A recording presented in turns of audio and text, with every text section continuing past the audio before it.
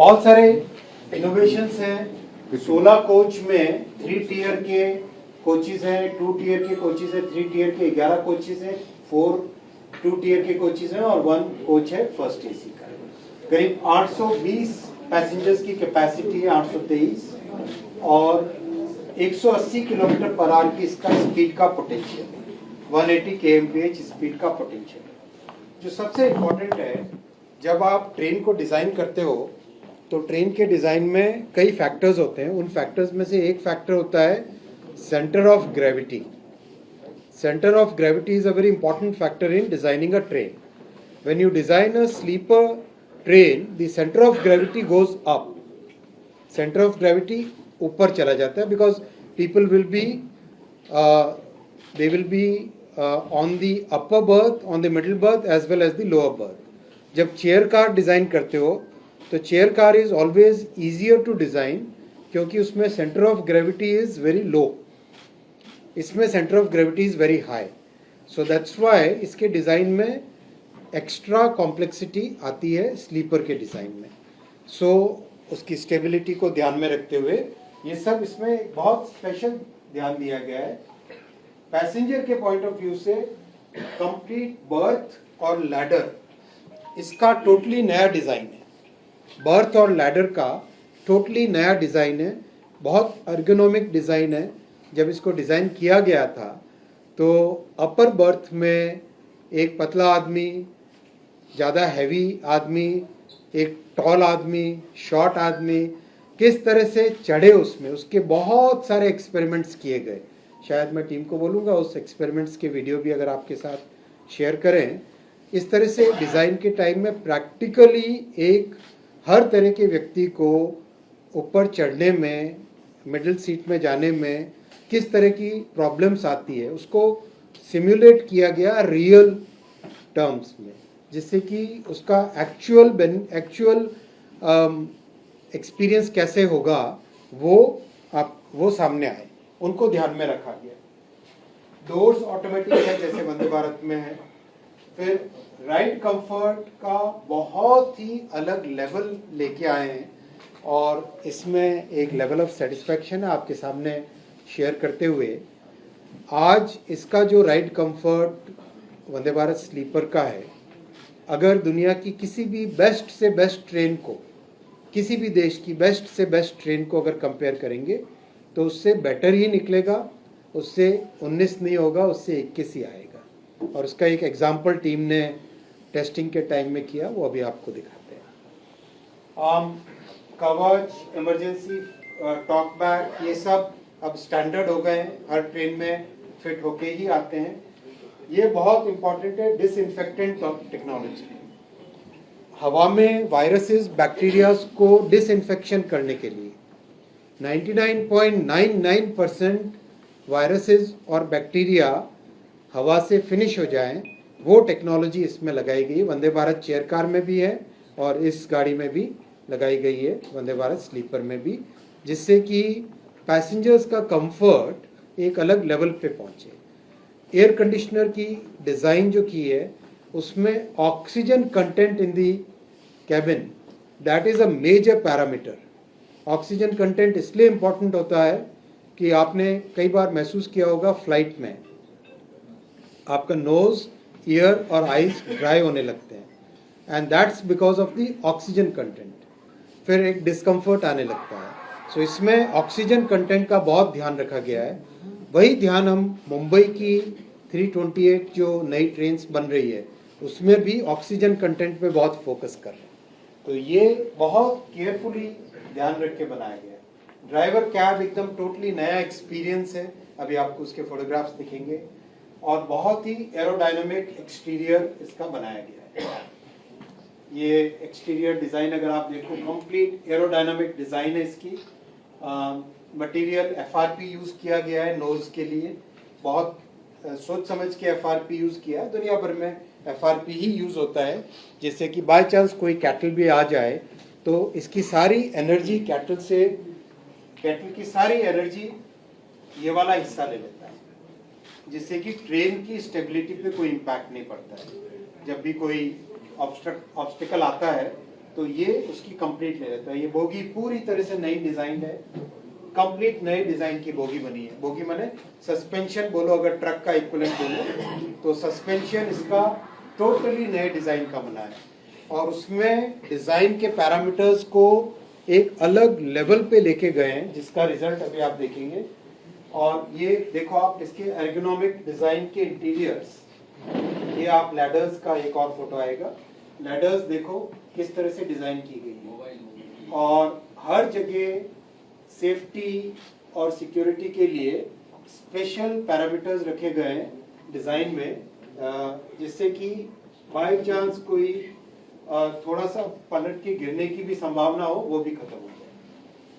हर एक चीज का एक नए तरीके से ध्यान रखा गया है, चार्जिंग पॉइंट्स वगैरह वगैरह। ये एर्गोनॉमिक लैडर के पॉइंट ऑफ व्यू से ये फोटो देखने लायक है। यहाँ पे लैडर बहुत अलग तरीके की है, और लैडर को सपोर्ट देने के लिए चढ़ने के टाइम में सपोर्ट चाहिए होता है, तो वो सपोर्ट देने के लिए यहाँ पे ये एक हैंडल स्पेशल किया गया है। जब आप ट्रेन को देखेंगे तो उसमें आप एक्चुअल में फील करेंगे ये डिफरेंस।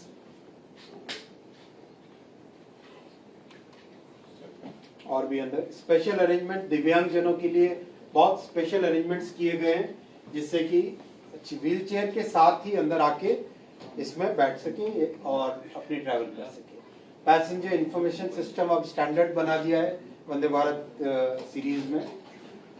टॉयलेट्स में फिर डिजाइन में नया किया गया है, जिससे कि एक तो पानी का वेस्टेज कम से कम पानी का वेस्टेज हो, दूसरा स्पिलिंग ना हो कहीं पर भी टॉयलेट में, उसका ध्यान रख के किया गया। और ये 2026 रेलवे में रिफॉर्म्स का ईयर, 2026 रेलवे में रिफॉर्म्स का वर्ष है। बहुत सारे नए रिफॉर्म्स लाइंड अप हैं जो एक के बाद एक आपके पास आएंगे। इस ट्रेन में कुछ रिफॉर्म्स की झलक आपको दिखेगी। पैसेंजर्स के कंफर्ट के लिए जो बेडशीट, ब्लैंकेट और ट्रेन की क्लीनिंग, उसको एक टोटली नए तरीके से करेंगे। टेक्नोलॉजी यूज़ करेंगे, बहुत नए स्पेसिफिकेशंस, मटेरियल के जो भी इक्विपमेंट यूज़ करेंगे उनके नए स्पेसिफिकेशंस होंगे। और फूड में जो ट्रेन गुवाहाटी से आएगी उसमें एसएमईज फूड होगा, और जो ट्रेन कोलकाता से निकलेगी उसमें बंगला फूड होगा। जो ट्रेन आसाम से निकलेगी उसमें आसाम का खाना होगा, और जो ट्रेन कोलकाता से निकलेगी उसमें बंगाल का खाना होगा। और आज आपके साथ में जो भोजन है वो भी असमीज और बांग्ला भोजन है। तो बहुत ध्यान रखा गया है। इमरजेंसी टॉक बैक सिस्टम बहुत अच्छा बनाया गया है, और इसमें और रिफाइनमेंट होता जा रहा है लगातार। ये एक वीडियो है, ये मैं आपको देखो 3 ग्लास रखी हुई है, उसके ऊपर एक ग्लास। सर ये आइडिया किसका था? और 180 kmph में गाड़ी है। ये आप दुनिया के और कहीं भी जगह ट्राई करो तो मेरे ख्याल से ये यूनिक चीज है, क्योंकि इतना ध्यान दिया गया है इसके सस्पेंशन के डिजाइन पे। इस ट्रेन के सस्पेंशन के डिजाइन पे एक टोटली नया लेवल लाया गया है, और इस नए लेवल का बेनिफिट हमें क्या होगा।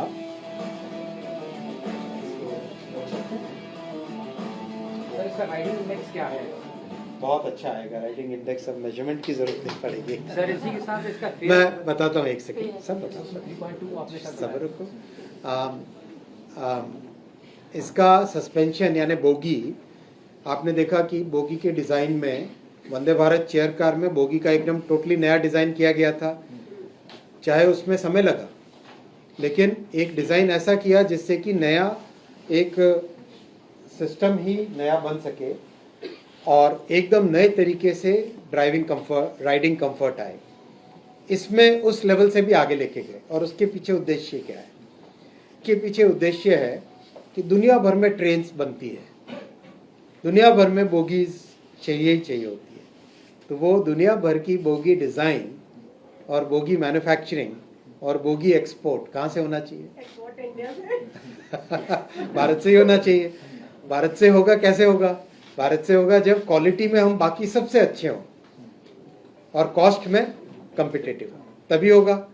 इसीलिए इतना फोकस किया इस पे, इसीलिए इतना समय लगाया, मतलब करीब करीब 1 साल लगाया बोगी के नए डिज़ाइन पे, सस्पेंशन के पूरे नए डिज़ाइन पे करीब करीब 1 साल इन्वेस्ट किया, ताकि अगले कई वर्षों तक हम भारत से, देखो अब प्रपल्शन और बोगी ये 2 बड़े टेक्नोलॉजिकल फीचर्स होते हैं, तो हमें विश्व के जितने भी समृद्ध देश हैं उन सब में भारत से प्रपल्शन जाए और भारत से बोगी जाए।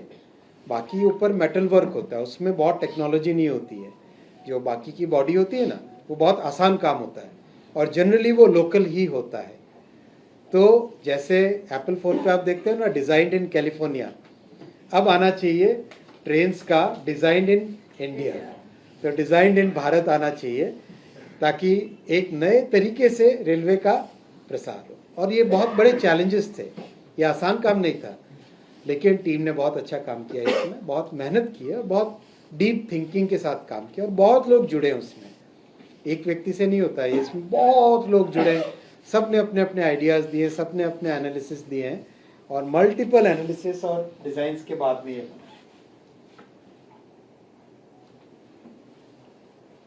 भी इसका, इसमें कुछ इंटीरियर आपको दिखाई देंगे कई तरह के।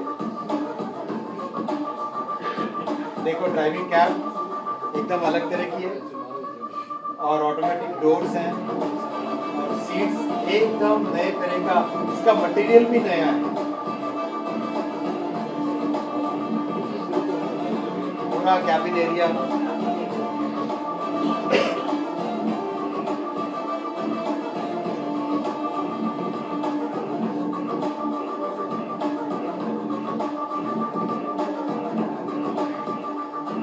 वैक्यूम है, वैक्यूम टॉयलेट, फैक्ट्री एरिया सब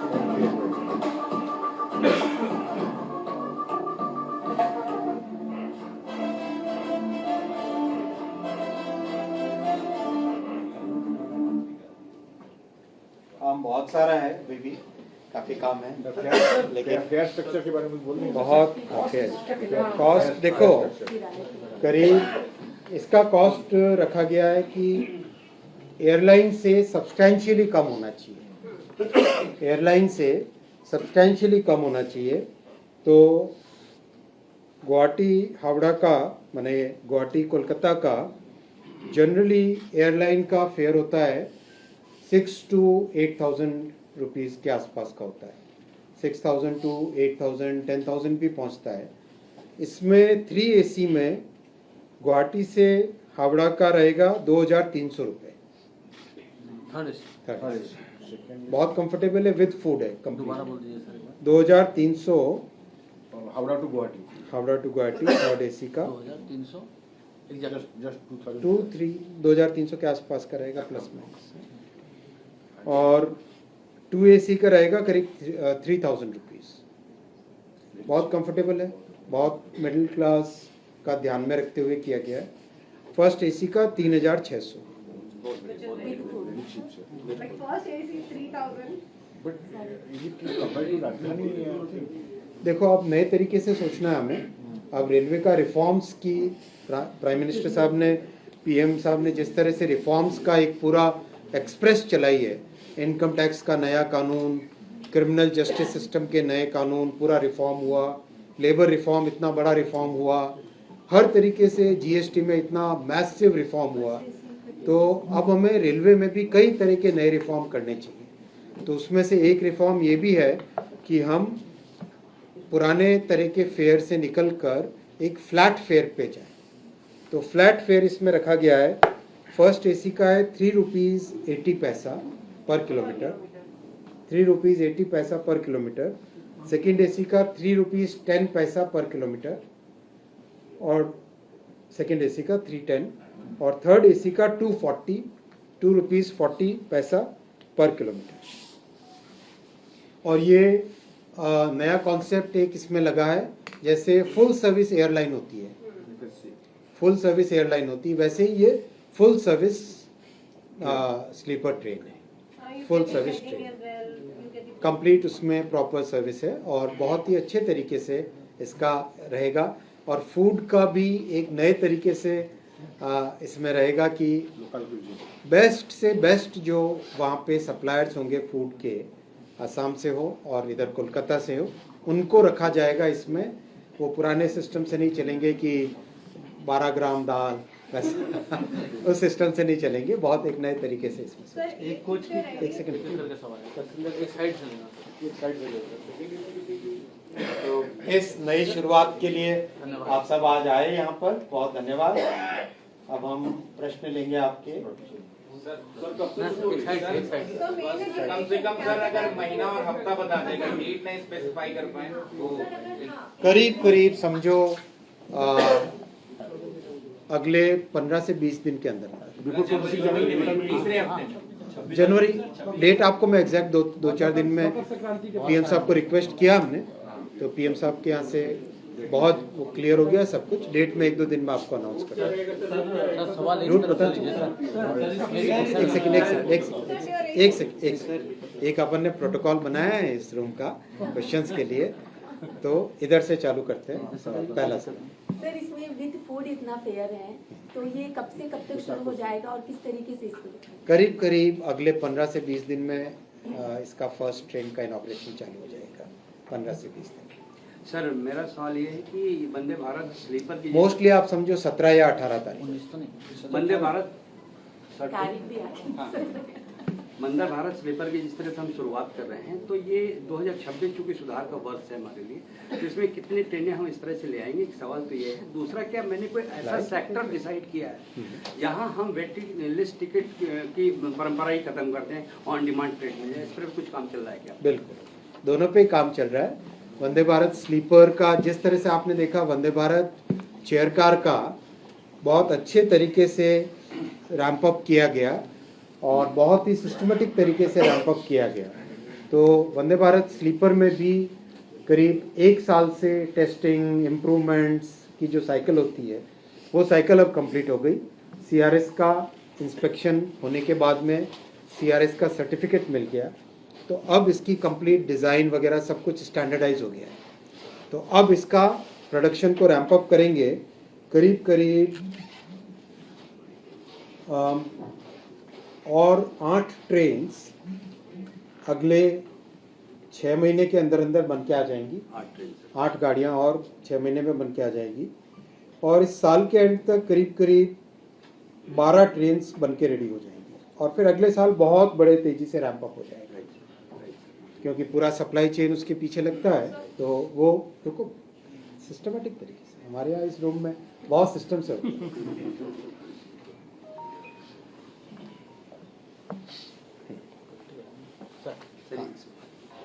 एक सवाल था ना, वो सेक्टर वाला कि हम देखो अल्टीमेटली देश में जितनी डिमांड है रेलवे के ट्रैवल की, उस डिमांड को पूरा करने के लिए प्रधानमंत्री जी ने बहुत स्पष्ट तौर पे कैपेसिटी को बढ़ाने का डायरेक्शन दिया, निर्देश दिया और पूरी टीम उसमें कैपेसिटी को बढ़ाने में लगी।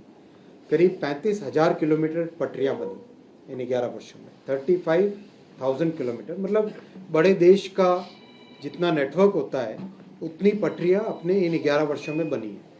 लोकोमोटिव का प्रोडक्शन इतना मैसिव हो गया कि पूरे अमेरिका और यूरोप का जितना टोटल प्रोडक्शन उससे ज़्यादा प्रोडक्शन अपने यहाँ है। Train set coaches, LHB coaches का प्रोडक्शन इस लेवल पे हुआ है कि कभी सोचते भी नहीं थे, उससे ज़्यादा लेवल हुआ। टोटल इन 11 वर्षों में 42,000 कोचेज़ बने, 42,000। तो ये सब इसलिए किया गया है कि कैपेसिटी बढ़ाए, ज़्यादा से ज़्यादा पैसेंजर्स को कैरी कर सकें। तो अब वो विषय आ गया है, अब वो सिचुएशन आ गई है।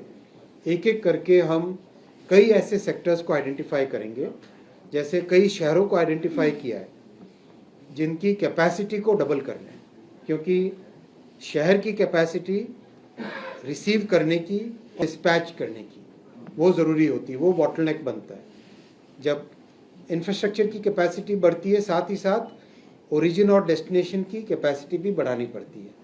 तो शहरों की कैपेसिटी बढ़ाना और साथ ही साथ पटरियों की कैपेसिटी बढ़ाना, फिर नए तरह के सेफ्टी के सिस्टम्स लाना, वो सब चीज़ों का समागम होते होते अब इस परिस्थिति में आ गए हैं कि एक दो वर्षों में, आने वाले एक दो वर्षों में हम कई ऐसे सेक्टर्स होंगे जिसमें वेटिंग लिस्ट पूरी तरह से फिनिश हो जाएगी। Sir, I have a question on this, propulsion and bogies that you talked about. What we have learned could be wrong. That for the next BML train, which will be running on the bullet, in all probability, the propulsion is coming from outside. So I'm just asking, sir. It could be wrong. Not so that will be again completely made in propulsion India. तो भारत की इतनी बड़ी ताकत बन चुका है already. देखो propulsion है क्या? propulsion basically electronics, right? propulsion क्या है? propulsion is electronics at a very high voltage and high current level, correct?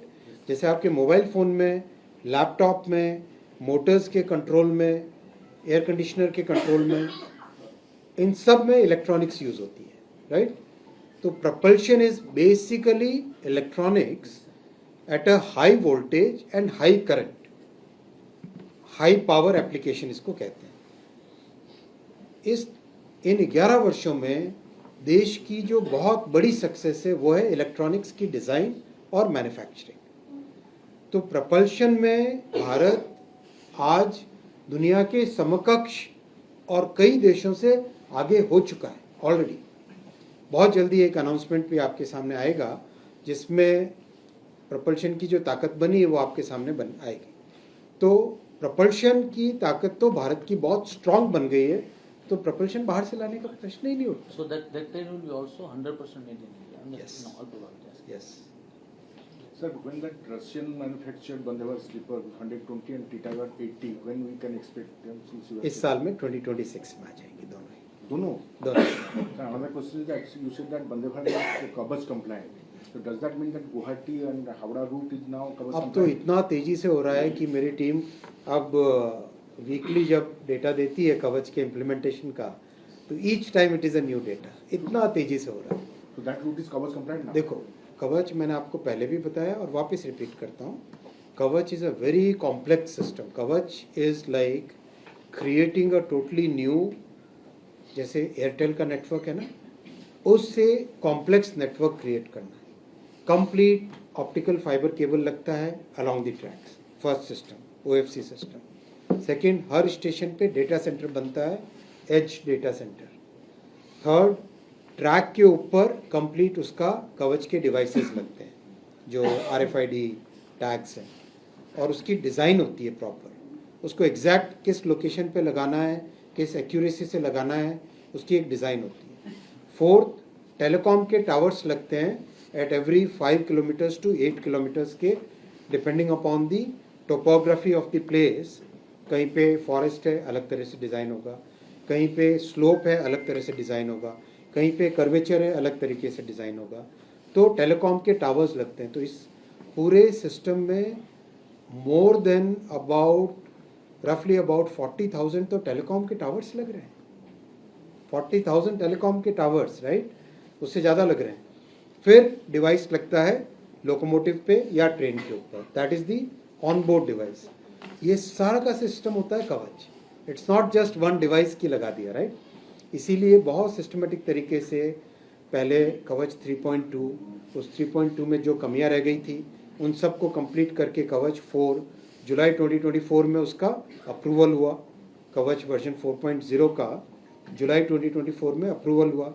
जैसे ही अप्रूवल हुआ, नए से नए वेंडर डेवलप किए गए, तो अब 5 वेंडर हो गए टोटल, 5 वेंडर्स आर अवेलेबल।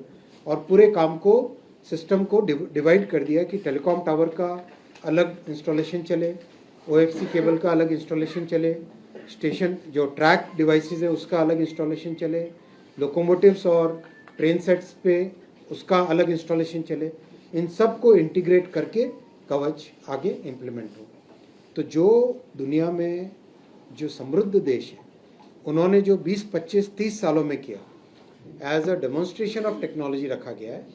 और भारत अपने स्टेप बाय स्टेप, जैसा आप देख रहे हो, 2014 से बहुत फोकस करके सेफ्टी पे, जो क्लोज टू 170 के आसपास एक्सीडेंट्स होते थे, उसको डबल डिजिट में लाए कम करके, फिर लोअर डबल डिजिट में, जैसे FY 25-26 जो करंट फाइनेंशियल ईयर है, इसमें हमने हिस्ट्री का लोएस्ट था 22, अब तक का रेलवे के इतिहास में लोएस्ट नंबर था कॉन्सिक्वेंशियल एक्सीडेंट्स का 22, उससे कम रखने का टारगेट लिया है, 22 से कम लेने का, मतलब ऑलरेडी 90% रिडक्शन, उसमें भी और रिडक्शन। और नेक्स्ट ईयर जो होगा 26-27 फाइनेंशियल ईयर होगा, उसमें टीम को टारगेट दिया है 15 से कम रखने का, तो कंटिन्यूस इम्प्रूवमेंट उसमें चल रहा है। और 27-28 में टारगेट रखेंगे सिंगल डिजिट में लेके आने का, तो इस तरीके से चल रहे हैं। और once we reach that level तो ग्लोबल स्टैंडर्ड्स के बराबर आ गए हैं एज पर दी जो इंडेक्स कैलकुलेशन होता है, how many trains you are running, how many kilometres you are running, as a proportion of that how many incidents are happening, उसका global parameters के बराबर आ गया already, but we will reach that. Sir, we are saying that you are connecting with East and Northeast. So any further plan to connect with Howrah and और भी होंगे and how many अभी stops are- इसी साल में 2026 में ही हमने कहा ना कि करीब 12 गाड़ी और आएगी, यानी 6 पेयर और जुड़ जाएंगे, तो करेंगे, डोंट वरी, एक एक करके अनाउंस How करेंगे, many stops are there?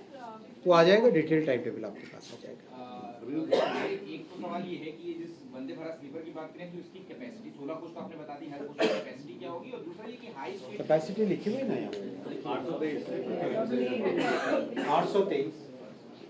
और एक सर से हाई स्पीड ट्रेनों की हम बात कर रहे हैं, आपने मेजर रिफॉर्म्स की बात करी, एक बहुत बड़ा लीप है इंडियन रेलवेज के लिए भी, देश के लिए भी, लेकिन देश के लोगों में ये जो सबसे बड़ी कौतूहलता है वो बुलेट ट्रेन के लिए भी है, वो कब तक आ जाएगी? बुलेट का 2027 में आप सब अभी से टिकट खरीद लो। अच्छा चलो, आपको पहली जर्नी फ्री कराएंगे। पहला सेक्शन है सूरत से बिलीमोरा ओपन होगा, उसके बाद में वापी से सूरत ओपन होगा, उसके बाद में वापी से अहमदाबाद ओपन होगा, और उसके बाद में ठाणे से अहमदाबाद ओपन होगा, फिर मुंबई से अहमदाबाद होगा। ये 1 by 1 सीक्वेंस। हाँ, कुछ मंथ अंडर बता सकते सर 2027 का? अगस्त 2026, 15 अगस्त 2027।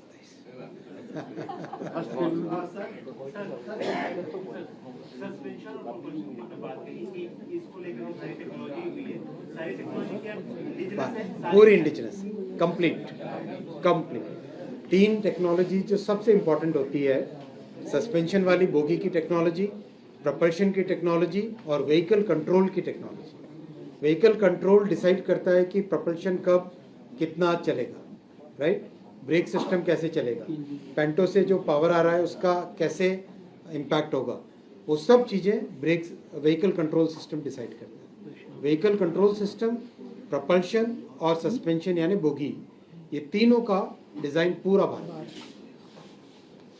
सर एवरेज पैसेंजर लोड क्या होगा कोलकाता गुवाहाटी के बीच? 823 नहीं, एवरेज फुल जाएगी। अभी जो चल रहा है मतलब नीड बेसिकली पूर्वोदय की था या बेसिकली डिमांड है उसको?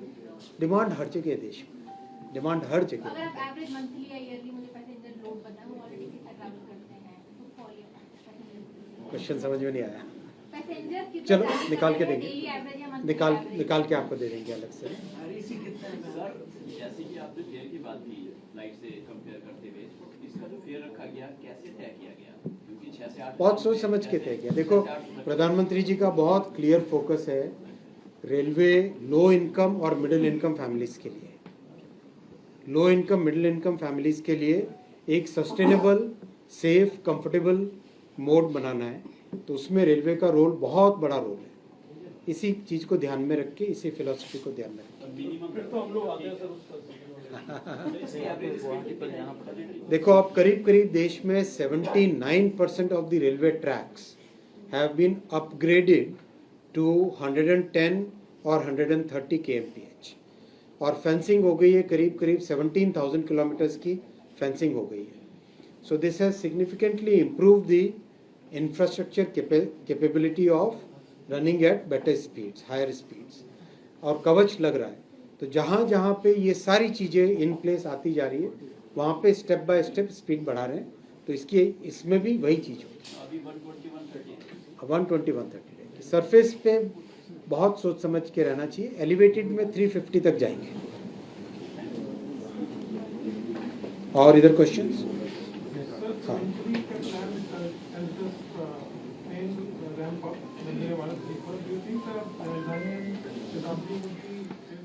ये सब एडिशनल ट्रेन्स हैं। ये जितनी भी ट्रेन्स अभी बन रही है वो जोड़ रहे हैं और पूरे नेटवर्क में लगातार नई ट्रेन्स जोड़ रहे हैं।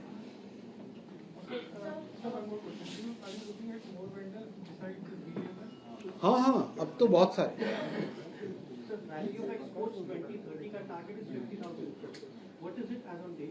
अभी करीब करीब हो गया होगा, करीब रफली about 7,000 crore.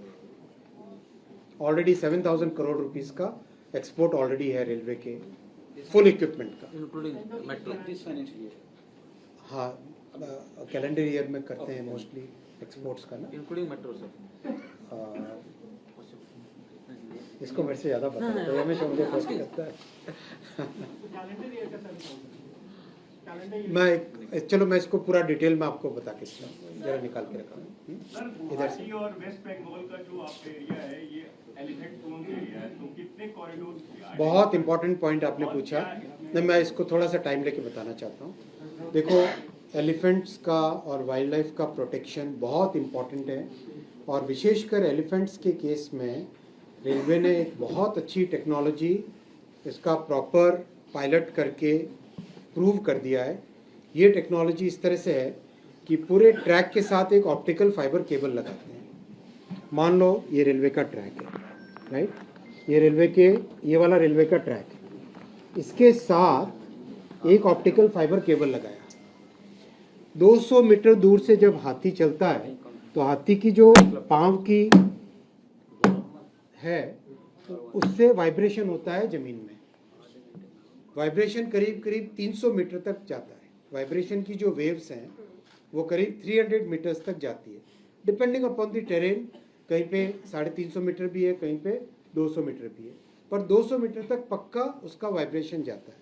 So what we have done is, हाथी जब चले तब इस ऑप्टिकल फाइबर केबल के अंदर जो सिग्नल है उसमें डिफ्रैक्शन होता है, यानी वो सिग्नल जैसे स्ट्रेट सिग्नल है वो चेंज होता है। आप इमेजिन करो जैसे हार्ट बीट देखते हो ना, वैसे ही जब हाथी चलता है तो इसमें पल्सेस आने लग जाती है, ईसीजी रिपोर्ट आ जाती है, राइट? तो वो उसमें इसी पल्सेस आने लग जाती है, और वो माइक्रो सेकेंड्स में, less than 1 second control room को पता चल जाता है, and with in 1 second driver को, लोको पायलट को कंफर्म हो जाता है। तो उससे ड्राइवर तुरंत कॉशियस हो जाता है, स्पीड कंट्रोल कर लेता है और कंप्लीट उसका प्रोटेक्शन हो जाता है। जहाँ जहाँ ये लग चुका है वहाँ पे एलिफेंट एक्सीडेंट 0 हो गए।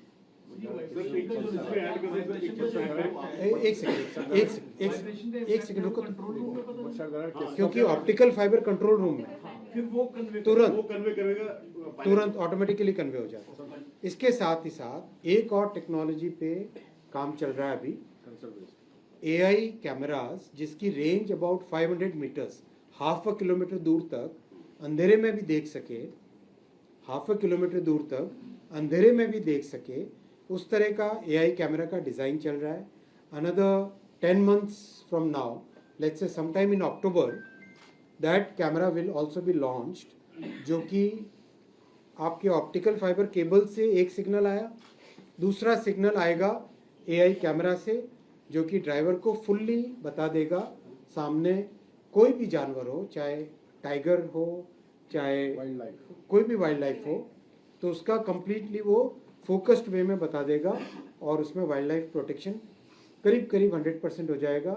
सो मतलब I can tell you with full sincerity कि ये हमारे लिए बहुत बड़ा ऑब्जेक्टिव है और बहुत बड़ा गोल। मैंने पर्सनली अपने लिए, प्रधानमंत्री जी ने जिस तरह से पूरी पॉलिसी वाइल्ड लाइफ कंजर्वेशन पे चेंज की है देश में, वैसा ही ये भी गोल रेलवे के लिए भी बहुत important. Thank you for asking this question.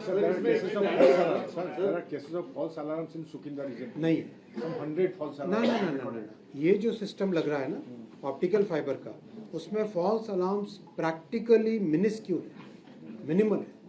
जो दूसरा सिस्टम थे पुराने वाले उसमें थे। इसीलिए ये नया सिस्टम बनाया गया। करीब करीब ये लग चुका होगा, अभी जरा पता कर आया ये करीब करीब देखो 62 किलोमीटर्स तो फुल्ली बन चुका है, 148 किलोमीटर्स वर्क इन अवार्ड है, 195 वर्क इन प्रोग्रेस है, 25 किलोमीटर्स कमिश्निंग में है, मतलब कंप्लीट हो गया है, अनदर 25 किलोमीटर का टेंडर हो चुका है। ये मेरे पास हर मंडे को अपडेट आता है।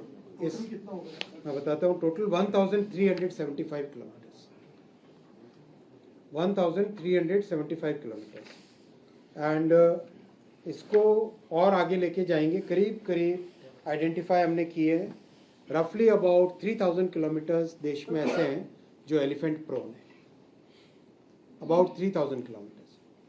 तो उत्तराखंड वाली बेल्ट, फिर सदर्न में, सदर्न रेलवे में बेल्ट है, साउथ वेस्टर्न में है, ईस्ट कोस्ट में है, साउथ ईस्टर्न में है, कई जगह